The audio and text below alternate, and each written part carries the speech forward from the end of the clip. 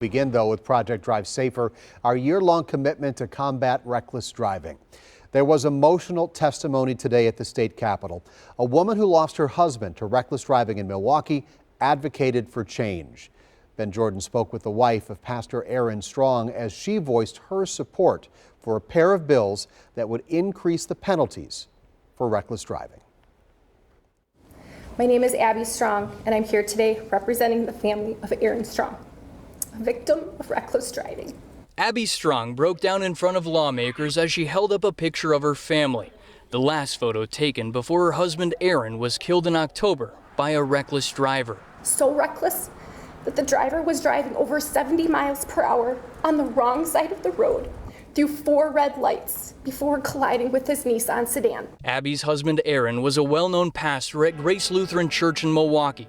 The congregation left devastated by the loss, and his 2 children heartbroken at home. How has that changed your future and your children's future, living without a dad?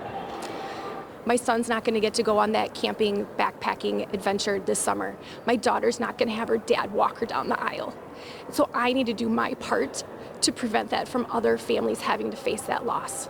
Abbie is now turning her pain into purpose. Monday night, she learned about a pair of bills that would stiffen penalties for reckless drivers.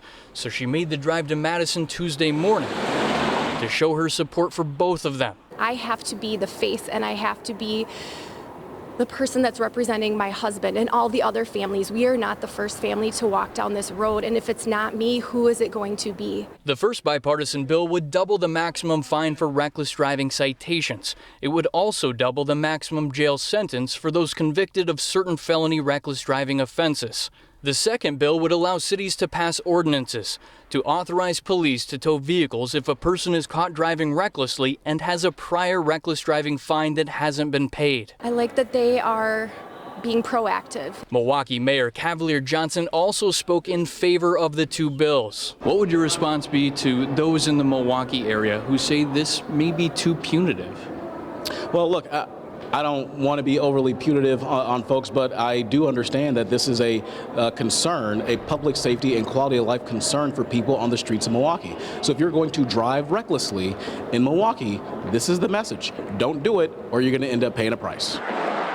Some lawmakers shared concerns about whether most drivers would pay the steeper fines or if judges would utilize the lengthened maximum sentences for criminal convictions.